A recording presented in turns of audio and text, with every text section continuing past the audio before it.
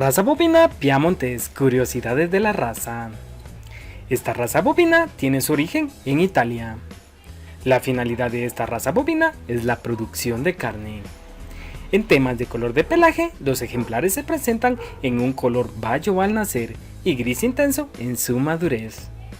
La ganancia de peso diario está en los 1400 gramos.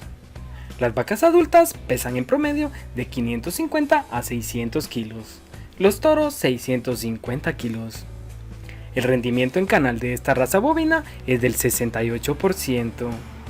La edad al primer parto es a los 30 o 36 meses de edad.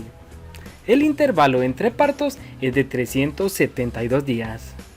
En temas de longevidad, los animales de esta raza pueden vivir fácilmente 21 años. La pubertad se presenta a los 13 meses. Son animales de doble musculatura que se considera una mutación natural. Poseen pelo fino y corto. En Canadá existe una asociación de criadores de esta raza y un buen pie de cría. Esta raza presenta un color trigueño cuando son jóvenes. De adultos cambia a un color gris. Las hembras presentan color gris más claro que los machos.